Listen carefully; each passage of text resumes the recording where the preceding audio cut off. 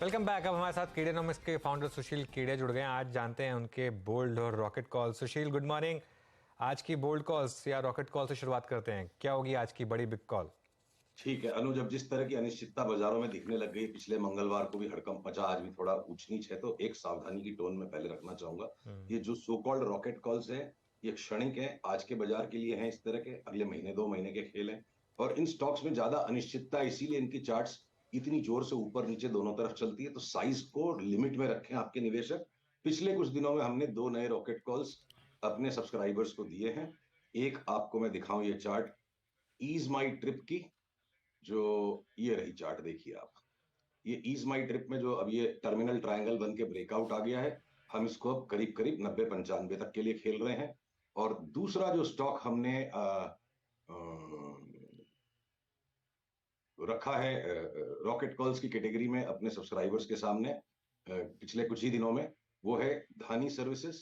Long run में हो सकता है इसका भाव 150 भी हो जाए, पर अगला स्पर्ट खेलने के लिए 40 से 70 तक की चाल, और क्या पता थोड़ा करेक्शन देने के बाद ही 80 तक चला जाए। ओके, चलिए, ये हो गई दो बिग बड़ी कॉल्स। सुशील, मैक्रो व्यू काफी इंटरेस्टिंग बन रहा है आपका। गोल्ड और क्रूड दोनों पर अपना व्यू दीजिए इस समय। देखिए, गोल्ड पे जो हम पिछली बार हंसी मजाक में कह गए थे कि अपनी अपनी बीवियों से कह दो दिवाली तक हम इसको 20% नीचे लेंगे, अब उन्हें जाके कह देने का समय आ गया है कि 20% नहीं घट रहा, जितना घटना था गोल्ड घट गया। अब गोल्ड में एक नया बाई सिग्नल है, और ये गोल्ड अब मुझे न्यू हाई तक भागता हुआ नजर आ रहा है। फिलहाल के लिए हम $2200 को ध्यान में रखते हुए एक बार सौदे बिठाते हैं, और क्या पता वहां पे भी सेल ना आए। तो गोल्ड में एक तरफा तेजी अगले महीने, 1.5-2 महीने के लिए, और दूसरी तरफ क्रूड पे एक बड़ा घातक कॉल है। और मैं चाहूंगा कि मैं एक चार्ट आपको दिखा सकूं क्रूड की एमसीएक्स टर्म्स में, क्योंकि ज्यादातर लोग यहाँ एमसीएक्स पे इसका व्यापार करते हैं। क्रूड क्रूड के अंदर देखिए एक रिवर्सल बन गया है। ये ग्रेवस्टोन दोजी कैंडल बन के आज का जो गैप डाउन है, ये असाधारण है, ये कोई साधारण चाल नहीं है। और मुझे क्रूड अब जो चाल नीचे की शुरू हो गई है 7470 वाला, 6400 तक करीब आता हुआ दिखता है। पर ये 10% की डिक्लाइन जो है, इसको लेके सेलिब्रेट करना अनुचित हो जाएगा। इसके बाद क्रूड पर हमारा एक बड़ा ही अजीब सा कॉल लोगों को लगेगा। मुझे लगता है क्रूड 6400 वाला सीधा 12000 तक भागेगा 6 से 8 महीने में, करीब करीब डबल हो जाएगा ग्लोबली, यानी $150 तक की चाल बन सकती है। इसको भविष्यवाणी कहना बिल्कुल गलत होगा, तैयारी कीजिए। और इस तरह की घटना कोई बड़े जियोपॉलिटिकल इवेंट के बिना शायद नहीं होगी। क्या पता अफ्रीका का वॉर का थिएटर रशिया के साथ साथ अब और बड़ा हो जाए, या कोई और घटना घटेगी। पर क्रूड की चार्ट्स बता रही है कि ये अगला 10% ट्रैप है मंदी करने के लिए, और उसके बाद बहुत खतरनाक तेजी क्रूड में आने की संभावना है। सुशील जी, अगर आप ट्रेड मतलब इतना कन्विक्शन रखते हैं क्रूड पर, ऑलमोस्ट यहाँ से डबल होने की ट्रेजेक्ट्री पर आप बिलीव करते हैं, तो अभी नहीं, 10% घटने के आपका बाद। शॉर्टिंग का व्यू क्या 10% है? हाँ जी। ओके, अच्छा, ओएनजीसी, एचपीसीएल, बीपीसीएल, आईओसी, यहाँ पे क्या कर रहे हैं आप? यहाँ पे व्यू क्या है आपका? कि आज भी इतने घटे हुए बाजार में बीपीसीएल ने जो भी नीचे गैप डाउन दिया, अगर आपका पीसीआर इस चार्ट को दिखा पा रहा है, मैं आपकी स्क्रीन नहीं देख रहा, तो बीपीसीएल में हमारा बहुत ही धुआंधार बाइंग का कॉल है। हमारे सब्सक्राइबर्स लोडेड हैं बीपीसीएल पर, सिमिलरली एचपीसीएल पर भी।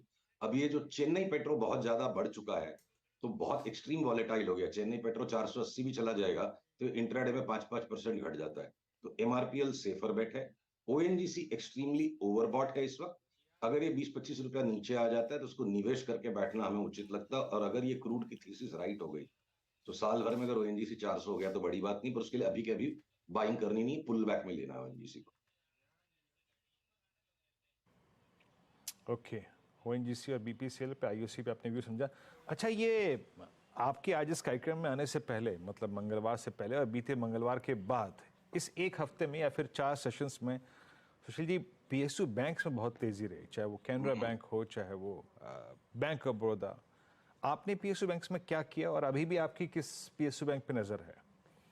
देखिए, 2020 में जब हमने पीएसयू बैंक्स में 8-10 बैगर का कॉल निकाला था, तो हम उपहास के पात्र थे। 2021-22 में भी जब हमारे क्लाइंट्स दबोचते रहे उन्हें, तो हम तो इतने नीचे के लेवल से बैठे, और हमने 2023 की भी फर्स्ट हाफ में, फर्स्ट क्वार्टर में बहुत इसमें तेजी करी। तो हम तो इस भाव में फंसेंगे नहीं। हम इस ताक में है कि कैसे इनमें रिवर्सल आए, तब तक हम भागने दे रहे हैं। रिवर्सल आते हम दे मारेंगे और 30 से 35% नीचे वापस लेंगे चार्ट्स के अनुसार। मैं अपना कभी कोई मत नहीं रखता, जो मेरी चार्ट्स मुझे कहती है बेहिचक में कह देता हूं। तो अब सारी दुनिया को पीएसयू बैंक में तेजी करनी है, हम नहीं कर पाएंगे क्योंकि हमारा एवरेज बिगड़ेगा। और जब सारे लोग गर्म होंगे तो हम थोड़ा नरम हो जाएंगे, मिल जाएगा हमें वापस नीचे, यही हमारी धारणा है। ओके अच्छा, एक और मैं जो आपके साथ डिस्कशन कर रहा था, एक और आपका बड़ा व्यू बन रहा है येन को लेकर, यस सुशील जरा उस पर भी अपना व्यू दीजिए। क्या व्यू बन रहा है यहाँ पर? अनुज, यहाँ दो बातें हैं दो अलग टाइम फ्रेम पे। जनरली डॉलर इंडेक्स के अंदर जो बाकी की 6 करेंसियां हैं जिनके सामने डॉलर की इंडेक्स बनती है, उसमें से येन को छोड़ के बाकी 5 करेंसीज करीब करीब एक तरफ चलती है और येन उसके उल्टा चलता है। यानी अगर डॉलर बाकी यूरोपियन और ऑस्ट्रेलियन कैनेडियन करेंसी के सामने अगर स्ट्रांग होता है तो येन और ज्यादा स्ट्रांग हो जाता है, और अगर डॉलर कमजोर होता है तो येन और कमजोर हो जाता है। यानी स्पॉन्ज है येन, डॉलर की तेजी मंदी को संभालने के लिए बैकअप है। पर इस बार कुछ ऐसी चार्ट्स बन गई हैं कि न सारी बाकी की 6 करेंसियां, येन भी एकदम एक साथ शिखर पर है, और डॉलर इंडेक्स में मुझे बड़ा सेल ऑफ आते लग रहा है। इस साल का एक नया लो आ जाए तो अगर अगले 1 डेढ़ महीने में ये हो गया तो जो भी ये हिचकोले बीच बीच में निफ्टी देगी 500 600 700 पॉइंट के, या बैंक निफ्टी 2000 पॉइंट का झटका दे सकती है, बेहिचक मंदी इंडेक्स पे करने का रंग ढंग डॉलर इंडेक्स को देखते हुए अगले 1.5 महीने के लिए नहीं बन रहा। पर अगर मैं 1 साल का व्यू ले पाता हूं तो येन की चार्ट बहुत ही घातक है कि 150 येन $1 के बराबर अगर साल भर में 10 महीने में 100 भी हो गया तो हम अचंभित नहीं होंगे। वो सेल कॉल आ चुका है, उसको टुकड़े टुकड़े में खेलना पड़ेगा। तो येन की एक खासियत ये है कि इतने कम ब्याज दर पे पूरे दुनिया को चीपेस्ट फंडिंग सप्लाई करने का केंद्र है येन। येन कैरी ट्रेड के बारे में आजकल बातें कम होती हैं, तो अगर इस तरह की एक तरफा चाल येन में आ गई 8-10 महीने के लिए तो संसार में एक बहुत बड़ा फिनेंशियल रिस्क ऑफ बन सकता है। तो अगले 1 डेढ़ महीने की तेजी को बी ग्रुप में संभाल के खेलना है। नंबर ऑफ स्टॉक्स को कम कीजिए, एक्सपोजर को मेंटेन कीजिए कि 5% मार्केट बढ़ गया तो 5% माल बेच लीजिए, ये हमने अपने निवेशकों को समझाया है। और बाकी सब अपना देख देख के करें। ऑलराइट सुशील, बहुत बहुत शुक्रिया। आज थोड़ा आपके वीडियो में दिक्कत आ रही है तो इसके लिए इस चर्चा को हमको यहीं समेटना पड़ेगा। थैंक यू सो मच आज हमारे साथ जुड़ने के लिए और हमसे बात करने के लिए। अगले